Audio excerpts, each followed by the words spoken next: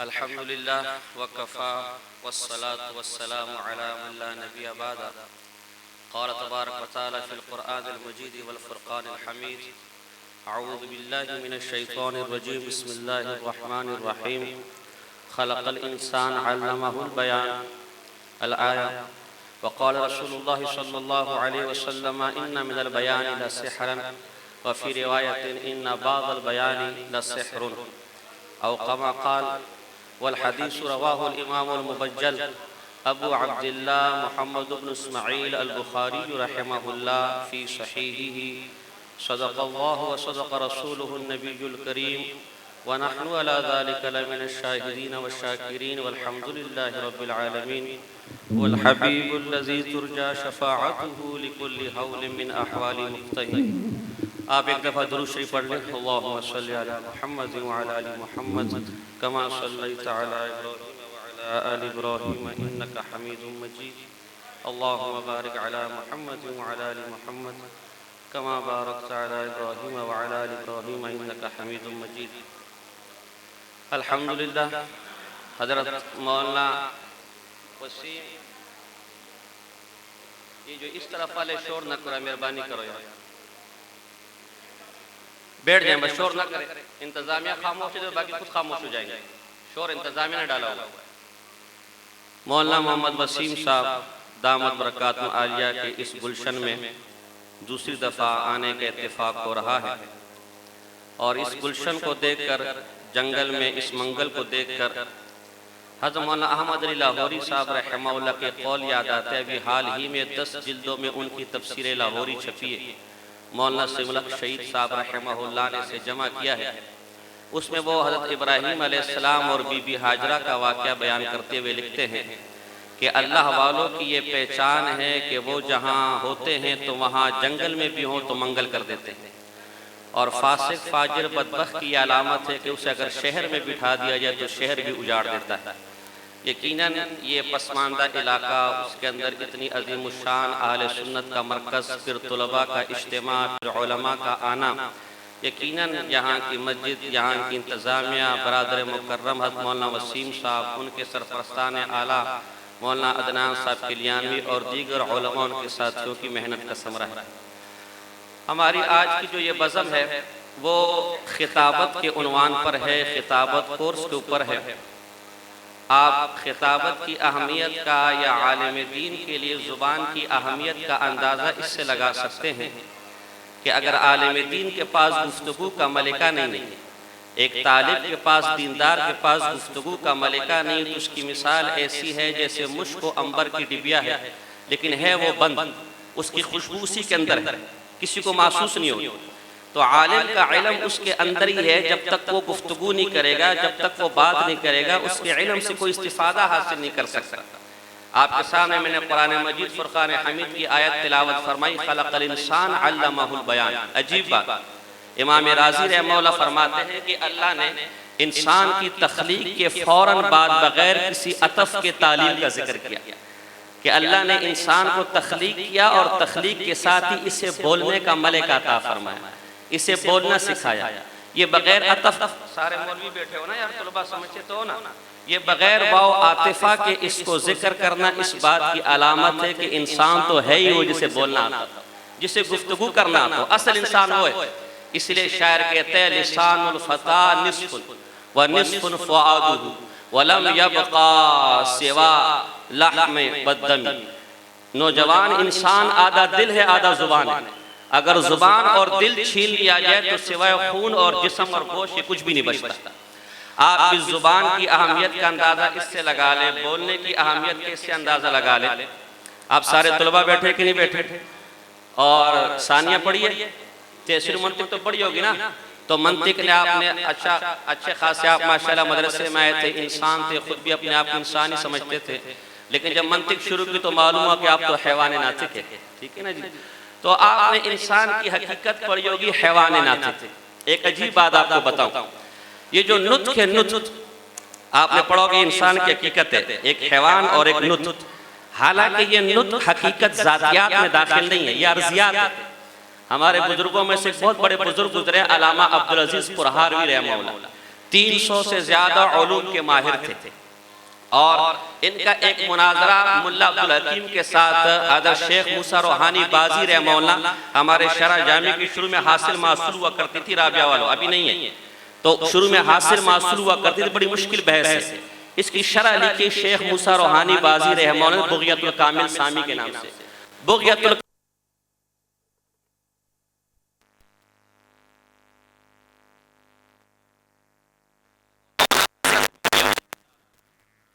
الحکیم نے چند اعتراضات ان کو منطق میں بھیجے۔ یہ شیخ موسیٰ روحانی بازی عبدالعزیز پرہاروی کا شرحات والے ذرا سنیں، ان کا واقعہ سنا رہے ہیں۔ تو عبدالعزیز پرہاروی رحمہ اللہ نے ان اعتراضات پر کوئی توجہ نہیں دی کہ بالکل بچکانے اعتراضات ہیں۔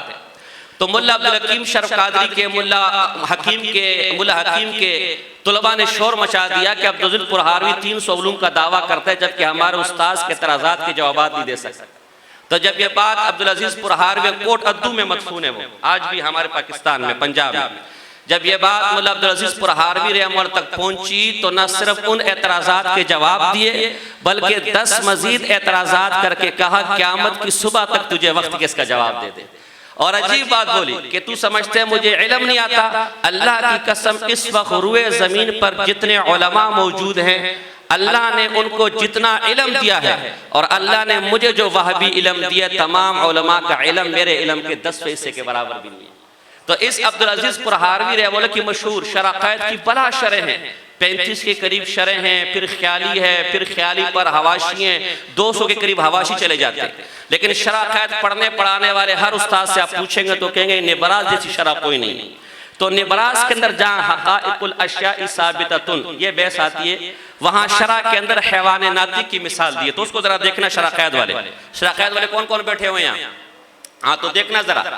تو شرح قائد کے اندر وہاں حیوان ناطق پر اعتراض کیا کہ یہ نطق انسان کے حقیقت میں شامل نہیں ہے، کیونکہ حقیقت اور ذاتیات تو اسے کہتے ہیں نا جو ما ادا سے جدا کر دے مشخصات کو۔ حالانکہ نطق تو جنات میں بھی پایا جاتا ہے، فرشتوں میں بھی پایا جاتا ہے، طوطا بھی بعض اوقات بول لیتا ہے، بعض اوقات بچہ گونگا ہے وہ نہیں بول پاتا۔ تو بڑے اعتراضات جوابات 10 کے قریب اعتراضات کیے۔ آخر میں پھر فلاسفہ اور مناطق کا قول نقل کرتے کہ اصل میں تو انسان کی حقیقت نفس ناطقہ ہے۔ اب یہ نفس ناطقہ کیا؟ یہ ایک الگ مستقل بحث ہے، ایک قوت ہے انسان کے نفس کے اندر جو اسے معلومات کو اکٹھا کرنے پر قادر کرتی ہے اور تمام تصرفات اسی کے ذریعے سے ہوتے ہیں۔ اصل انسان کی حقیقت نہ حیوانیت ہے نہ نطق ہے، بلکہ انسان کی حقیقت نفس ناطقہ ہے۔ لیکن چونکہ اس نفس ناطقہ پر ہم باخبر نہیں ہیں اور اس پر خبردار کرنے والا یہ نطق تو نطق اور گفتگو کی عظمت کی وجہ سے گویا یہ نطق اس پورے جسم کے اندر اتنا عظیم عرض ہے کہ اسے انسان کی حقیقت میں داخل کر دیا، گویا اسم الشیء بجزء الاشرف کی قبیل سے۔ تو نطق کی اہمیت کا اندازہ آپ اس سے لگا سکتے ہیں، آپ اس بیان کی اس خطابت کی اہمیت کا اندازہ اس سے لگائیں کہ اللہ نے جتنے بھی انبیاء بھیجے سب کے سب خطیب تھے۔ قام موسیٰ فی قومی خطیبا، سارے انبیاء، بخاری کی روایت ہے، سارے انبیاء خطیب ہیں۔ اور جیسے آپ کے ہاں اس وقت خطابت کا مقابلہ ہوتا ہے ایسے رسول اللہ صلی اللہ علیہ وسلم کے ہاں بھی ہوتا تھا۔ سورہ حجرات کی آپ تفسیر دیکھ لیں، آپ کنز العمال کو اٹھا کے دیکھ لیں، دار قطنی کو اٹھا کے دیکھ لیں، تبرانیات کو اٹھا کر دیکھ لیں، تو وہاں آپ کو ایک واقعہ ملے گا کہ بنو تمیم کا وفد آیا رسول اللہ صلی اللہ علیہ وسلم کے پاس اور ان کے امیر نے کہا یا محمد، اے محمد ہمارے پاس آئیے، باہر نکلیے، جئنا نشاعرک ونفاخرک بخطیبنا وبشاعرنا، اے محمد باہر آئیے، ہم اپنے شعراء کے ذریعے اپنے خطباء کے ذریعے آپ سے مقابلہ کرنا چاہتے ہیں، آپ سے بات کرنا چاہتے ہیں۔ رسول اللہ صلی اللہ علیہ وسلم جب نکلے تو فرمایا ما بالشعر بعثت وما الافخار امرت، نہ تو مجھے شاعر بنا کر بھیجا ہے اور نہ مجھے فخر تکبر کرنے کا حکم دیا گیا ہے، ولیکن ہاتھ، لیکن اگر تمہارے پاس واقعی کوئی خطیب ہے، کوئی بڑی شعر تو میرے سامنے لے کر آؤ۔ تو وہاں زبرقان بن بدر نے اپنے مان گرامی خطیب کو آگے کیا کہ تو بیان کر، تو اس نے اپنے قبیلے کے، وہ آپ تفسیروں میں دیکھ لینا، مواہب الدنیا کے اندر، پھر زرقانی کی شرح اس کو پڑھے، پھر سبل الہدا والرشاد کے اندر، پھر سیرت ابن ہشام کے اندر، بلا کتابوں کے اندر یہ واقعات آپ کو مل جائیں گے۔ تو پھر اس خطیب نے اپنی قوم کے فضائل عجیب و غریب انداز میں بیان کیے۔ تو حضور صلی اللہ علیہ وسلم نے حضرت ثابت رضی اللہ تعالیٰ عنہ کو حکم دیا کہ اب تو جواب میں خطابت کے جوہر دکھا۔ تو جب انہوں نے خطابت کے جوہر دکھائے تو وہ حیران ہو گئے کیسے بلا کا خطیب ہے. تو پھر اپنے شاعر کو کھڑا کیا کہ چلو خطابت میں تو ہم تمہارا مقابلہ نہیں کر سکتے، شعر و شاعری میں ہمارا مقابلہ کرو. تو پھر جواب میں رسول اللہ نے حسان بن ثابت رضی اللہ تعالیٰ کو کھڑا کیا. تو جب شعر و شاعری میں بھی ہار گئے تو اقرع بن حابس رضی اللہ تعالیٰ عنہ اس وقت بنو تمیم کے سردار تھے. انہوں نے جب دیکھا تو کہا یا قربان، ہمارے خطیب سے زیادہ فصیح خطیب کوئی نہیں تھا، ہمارے شاعر سے زیادہ فصیح شاعر نہیں تھا، لیکن محمد کے ساتھیوں پر قربان، خطابت میں بھی سب سے اعلیٰ، شاعری میں بھی سب سے اعلیٰ. یا رسول اللہ ہاتھ آگے کیجئے، میں آپ کے ہاتھ پر اسلام قبول کرتا ہوں. تو یہ اقرع بن حابس رضی اللہ عنہ کو جو ایمان نصیب ہوا تھا اور بنی تمیم کو جو ایمان نصیب ہوا تھا وہ اس خطابت کے جوہروں سے، وہ اس نعتخوانی کے جوہروں سے نصیب ہوا تھا. تو اسے کوئی معمولی چیز نہ سمجھے. اگر یہ آپ کو نہیں آتی نا تو میں عموماً لطیفہ سناتا ہوں اس موقع پر کہ یہ زبان کتنی اہمیت کی حامل ہے، کتنی اہم ہے. وہ ایک صاحب تھے، بڑے اپنے زمانے کے منطقی تھے اور بڑے علم والے تھے. تو وہ اپنے شاگردوں کے پاس چلے گئے. آپ حضرات کے پاس بھی اساتذہ آتے ہوں گے، ہم بھی جاتے ہیں شاگردوں کے پاس، کوئٹہ وغیرہ کے پی کے وغیرہ، یہاں کے طلبہ بڑا اکرام کرتے ہیں. تو طلبہ کی عادت ہے کہ استاذ آیا ہوا اور مانا گرامی استاذ ہے، اپنے فن کا ماہر ہے، تو کیوں نہ لوگوں میں بیان بھی کر لے. اب استاد بیچارہ تھا تو منطق کا بڑا ماہر، فلسفے کا بڑا ماہر، جامع کی باتیں زبانی سناتا تھا، لیکن بولنے کا ملکہ اس کے پاس نہیں تھا، بیان نہیں کر سکتا تھا. سٹیج پر آتا تھا جیسے آپ پہلی دفعہ یہاں آئے تھے تو آپ کی ٹانگیں کامتی تھی، بلکہ کام پہ ٹانگ دی تھی میرے خیال میں سے. تو اس طرح استاد بیچارہ بھی جو ہے وہ ممبر سے، کرسی سے بڑا ڈرتا تھا. تو طلباء نے کہا استاد جی آپ یہاں آئے ہمارے گاؤں میں، یہ گاؤں میں سارے بیچارے ایسے ایسے ایسے لوگ ہیں، آپ اگر بیان کر دیں تو بڑا فائدہ ہو جائے گا. استاد بیچارے کو بیان آوے نا، اس نے کہا بابا میں تو بیان نہیں کر سکتا، مجھے کہاں بیان آتا ہے. کہا نہیں استاد جی ہم نے تو اعلان کر دیا، اشتہار بھی بن گئے، مجلسوں کے اندر اعلان بھی ہو گیا، اگر آپ نے بیان نہیں کیا تو ہماری تو بڑی بے عزتی ہو جائے گی. اور لوگوں کو بھی سمجھایا کہ دیکھو صحیح توجہ سے بیٹھنا، ہمارا استاد شہر سے ہے، بہت نامی گرامی علم والا استاد ہے، ہوں ہاں نہیں کرنا. استاد بیچارہ چار ناچار جب ممبر کے پاس گیا، ٹانگیں کانپ رہی ہیں، بیچارہ ہلتا ڈلتا بیٹھا، خطبہ پڑھا. خطبے کے بعد ایک دو باتیں کی، لیکن ظاہر استاد بیچارہ کا نہ سر کسی کو سمجھ آ رہا نہ پیر کسی کو سمجھ آ رہا. تو تھوڑی دیر بعد لوگوں سے پوچھا ہاں میاں تمہیں میری کوئی بات سمجھ بھی آئی کہ نہیں آئی؟ تو لوگوں نے کہا سمجھتے کہ نہیں، کچھ بھی سمجھ نہیں آیا. استاد نے کہا نام مرادو، جن کو میری کوئی بات سمجھ نہیں ہے میں ان سے کیوں بیان کروں، اور ممبر سے اتر گئے. اب طلبہ پریشان، یہ کیا ہو گیا، لوگ بھی پریشان. بہرحال استاذ کو لے کر کے اگلے دن پھر ترتیب بنی اور یہاں طلباء نے پھر استاذ سے منت سماج کی کچھ استاذ جی بیان کر لے، لوگوں کو بڑا فائدہ ہوگا. اور وہاں سے لوگوں کو بھی سمجھا کہ کم بخت مارو، تم یہ مت کہا کرو کہ سمجھ کچھ نہیں ہے، تم استاذ کی توہین کر رہے ہو. استاد جب اب پوچھے نا کہ سمجھ آیا کہ نہیں آیا، تو سب نے بیک زبان کہنے بالکل استاد جی سب کچھ سمجھ آ گیا، سب کچھ ہمارے ذہن میں آ گیا، تاکہ استاد خوش ہو جائے، دوبارہ ممبر نہ چھوڑے. بہرحال استاذ کو پھر تیار کیا اور منت سماجت کر کے جب ممبر پر لے کر آئے، استاذ بیچارہ پھر شروع ہوا. پھر نہ سر ہے نہ پیر ہے، کچھ نہ خود سمجھ آ رہا ہے نہ لوگ کو سمجھ آ رہا ہے. پھر پوچھا ہاں بھائی وہ کوئی میری بات سمجھ بھی آتی کہ نہیں آتی؟ استاد جی کل والی بھی سمجھ آ گئی اور آج والی بھی سب سمجھ آ گئی. استاد نے کہا نام اور آج جب سب سمجھے ہو تو پھر مجھے کیوں بٹھایا ہوا، وما علینا الا البلاغ المبین. پھر اتر گئے ممبر پر. یا خدا پھر کیا مسئلہ ہو گیا. اب پھر تیسرے دن استاذ کی منت سماج، استاد جی ہمارے گاؤں کے لوگ دیہاتی ہیں، ان کو کچھ پتہ نہیں ہے، آپ کی شان نہیں سمجھتے، آپ کا مقام نہیں سمجھتے، آپ ناراض نہ ہو، اب آپ کو شکایت کا موقع نہیں ملے گا، اب آپ ایک دفعہ بیان کے لیے آ جائیں. اور یہاں سے اب گاؤں والوں کو سمجھا کم بخت مارو، یوں بھی نہیں کہنا تھا کہ سب کو سمجھ آ گیا. اب تم نے یوں کہنا ہے جب استاد پوچھے کچھ سمجھ آیا کہ نہیں آیا، تو آدھوں نے کہنا ہے کہ سب کچھ سمجھ آ گیا اور آدھوں نے کہنا نہیں استاد جی ہمیں کچھ سمجھ نہیں آیا، تاکہ استاد ناراض نہ ہو، دونوں بینس ہو جائے معاملات. تیسرے دن بیچارہ استاذ پھر آیا، پھر بیان شروع کیا اور پھر جب بیان کرتے کرتے پھر سمجھ گئے کہ نہ میری کسی کو سمجھ آ رہی ہے اور نہ کوئی مجھے سمجھا پا رہا ہے. تو پھر ایک دم دوبارہ پوچھا ہاں میاں کچھ سمجھ آیا کہ نہیں آیا، کوئی پلے بھی پڑا کہ نہیں پڑا؟ تو آدھوں نے کہا کہ استاد جی سب کچھ سمجھ آ گیا اور آدھوں نے کہا نہیں بھی ہمیں کچھ بھی سمجھ نہیں آیا. استاد کا نام مراد ہو، جن کو سمجھ آیا وہ ان کو سمجھا دے، جن کو سمجھ نہیں آیا وما علینا الا البلاغ المبین. اور ممبر سے اتر گئے. تو یہ حال پھر ہمارا ہوگا. تو اس حال سے بچنے کے لیے اللہ کا شکر ادا کریں کہ آپ کو موقع ملا گفتگو کرنے کا، بات کرنے کا.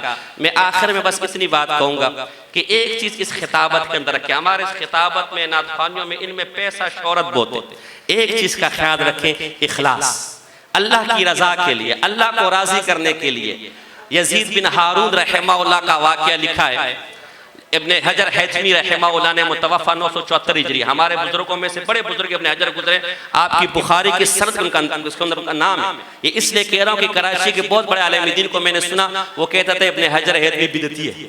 ابن حجر حیثمی بدعتی نہیں ہے، یہ بہت مشکات کی شرح فتح الالہ لکھی ہے اور اعلام بقوات الاسلام لکھی ہے، امام حنیفہ کی الخیرات الحسان ان کی سوانے لکھی ہے، ان کی اور الزواجر کی مشہور کتاب ہے، ہمارا اکابر کے حوالے دیتے، تو انہوں نے الزواجر کے اندر ایک واقعہ لکھا ہے اس یزید بن ہارون کا، کہ انہوں نے دیکھا کہ قبر میں سے ایک مردہ نکل رہا ہے اور اس کی پٹائی ہو رہی ہے، تو یزید بن ہارون رحمہ اللہ نے پوچھا خیر تو کیا ہوا، اسے کیوں اس طرح مارا جا رہا ہے؟ تو وہ مردہ کہتے ہیں کہ مجھے اس لیے مارا جا رہا ہے کہ میں جو لوگوں کو منبر پر بیان کرتا تھا خود اس پر عمل نہیں کرتا تھا، تو اس لیے اخلاص عمل اللہ کی رضا۔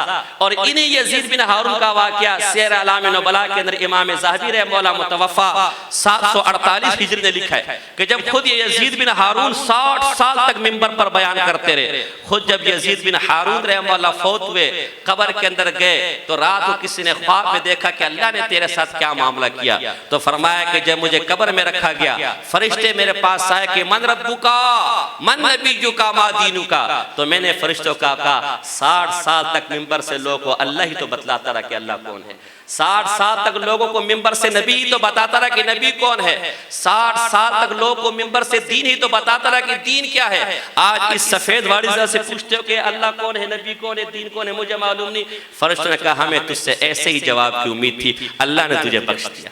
اس لیے اخلاص اللہ کی رضا۔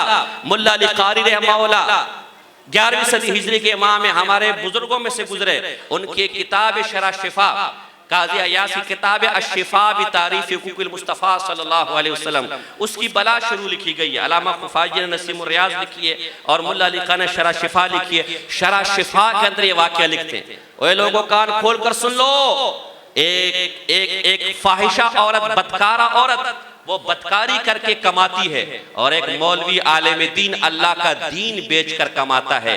اس عالم دین جو اللہ کا دین بیچ کر کما رہے، روٹیاں کما رہے، اس کا مال، اس کی روٹی اس فاحشہ کی رزق اور روٹی سے زیادہ گند اور پلید، اس لیے کہ وہ دین کو سامنے رکھ کر نہیں کما رہی اور یہ اللہ کے دین کو سامنے رکھ کر بیچ رہے۔ اس لیے اخلاص، اللہ کی رضا، اور آخری بات یہ جو آپ سے کرنا چاہوں گا، اکابر پر اعتماد۔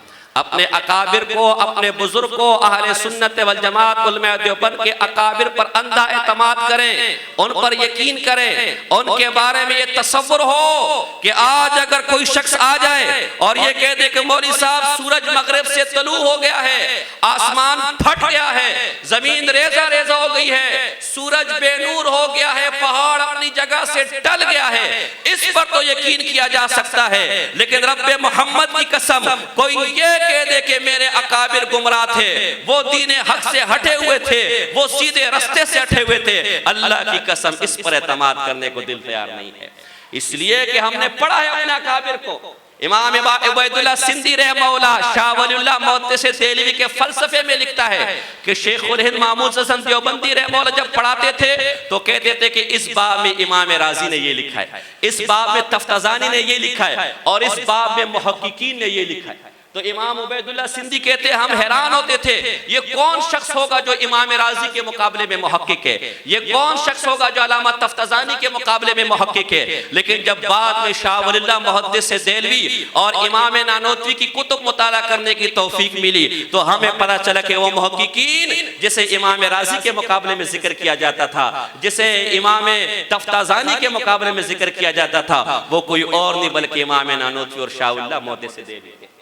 اور میں اللہ کی قسم کھا کر کہتا ہوں، مسجد کے اندر بیٹھا ہوں، تحدیث بھی نعمت کے طور پر کہتا ہوں، بڑی بات نہیں کرتا، ایک ہی نہ سنی سنائی بات ہے، ایک تجربے کی ایک ہی سے سنی نہیں ہے، میں نے خود اس کا تجربہ اور پڑھ کر آپ کے سامنے کہہ رہا ہوں۔ میں نے امام رازی کی تفسیر کبیر بھی پڑھی ہے، مولوی وسیم یہاں موجود ہے، وہ اس بات کی گواہی دے گا۔ میں نے امام رازی کی لوامع البینات بھی پڑھی ہے، میں نے امام رازی کی الاشارہ الی علم الکلام بھی پڑھی ہے، میں نے امام رازی کی تاسیس التقدیس بھی پڑھی ہے، میں علامہ تفتزانی رحمہ اللہ کی شرح قائد 7 سال سے پڑھا رہا ہوں. شرح قائد کی کوئی عربی شرح، کوئی حاشیہ، خیالی تک جس کا نام آج آپ نہیں جانتے، تحدیث بن نعمت کے طور پر کہتا ہوں، خیالی تک کا میں نے بیٹھ کے مطالعہ کیا ہے. ابھی میں نے بتایا کہ 35 کے قریب شروع ہے، 200 کے قریب حواشی ہے. میں نے علامہ تفتازانی کی شرح مقاصد بھی پڑھی ہے. میں نے علامہ تفتازانی کی تہذیب المنطق والکلام، جس کا نام بھی بہت سے لوگوں نے نہ سنا ہوگا، میں نے اس کا مطالعہ بھی کیا ہے. میں نے امام غزالی کی احیاء علوم الدین کو بھی پڑھا ہے. میں نے امام غزالی کی احیاء علوم الدین کی شرح جو علامہ زبیدی، جس کو لوگ زبیدی پڑھتے ہیں، اتحاف السادات المتقین کا بھی مطالعہ کیا ہے. میں نے امام غزالی کی کیمیاء سعادت کا بھی مطالعہ کیا ہے. میں نے امام غزالی کی محق النظر کا بھی مطالعہ کیا ہے. میں نے امام غزالی کے فیصل التفرقہ کا بھی مطالعہ کیا ہے. میں نے امام غزالی کے الاقتصاد کا بھی مطالعہ کیا ہے. اللہ کی ذات پر بھروسہ کر کے کہتا ہوں کہ امام نانوتوی رحمہ اللہ، امام گنگوہی رحمہ اللہ، شیخ الہند محمود حسن دیوبندی رحمہ اللہ، شیخ الاسلام مولا حسین احمد مدنی صاحب رحمہ اللہ، اگر امام رازی اور امام غزالی اور امام تفتازانی سے بڑے نہیں تھے تو کم بھی نہیں تھے. وہ کم بھی نہیں تھے، یہ ان کے پائے کے لوگ تھے. بلکہ اگر آپ مجھے گستاخ نہ سمجھے، میں اللہ کی قسم کھا کر کہتا ہوں کہ تم جب ان اکابر کو پڑھو گے تو امام تفتازانی کو بھول جاؤ گے، تم امام غزالی کو بھول جاؤ گے. اور جو 200 کے قریب علم کلام کی کتابیں میرے پاس ہے، اللہ کی قسم کھا کر کہتا ہوں جو مسئلہ 200 علم کلام کی کتابوں میں مجھے نہیں ملا، وہ مجھے حکیم الامت حضرت مولا اشرف علی تھانوی صاحب کی بوادر نوادر میں مل گیا. میں اللہ کی قسم کھا کر کہتا ہوں جو مسئلہ مجھے ملا علی قاری کی مرقات کے اندر نہیں ملا، ملا علی قاری بھی وہاں کہتے ہیں کہ یہاں احناف نے حدیث کو چھوڑ دیا ہے، شوافی کا مسلک درست ہے. میں اللہ کی قسم کھا کر کہتا ہوں کہ وہ مسئلہ مجھے علامہ ظفر احمد عثمانی کے اعلاء السنن کے اندر مل گیا. وہاں انہوں نے احناف کے موقف کو مضبوط کیا. اس لیے اپنے اکابر پر اعتماد کرے، ان کی علوم پر اعتماد کرے، ان کے علوم کے اندھے مقلد بن جائے، ان کے علوم پر یقین اور اعتماد کرے. انشاءاللہ ان اکابر پر اعتماد کی برکت سے اللہ آپ کو دنیا میں بھی چمکائے گا اور آخرت میں بھی چمکائے گا. اتبعوا سواد الاعظم البرکۃ ما اکابرکم، حسن درجے کی روایت ہے. نبی اکرم صلی اللہ علیہ وسلم فرمایا کہ برکت تمہارے اکابر کے ساتھ ہے. تو انشاءاللہ مرتے دم تک اکابر علماء دیوبند کے مسلک، منہج اور مزاج اور مشرب پر قائم و دائم رہنے کے لیے رہے گا انشاءاللہ. اور یہ جو آپ کو ملکہ خطابت کا دیا گیا ہے، اس کے ذریعے سے اللہ کی دین کی ترویج کریں گے نہیں کریں گے انشاءاللہ. اور اپنے اساتذہ کے ساتھ، اس ادارے کے ساتھ دام درہم سکھنے رہیں گے. یہ مختصر گفتگو میری تھی. آپ اپنا پروگرام جاری رکھیں. وما علینا الا البلاغ المبین.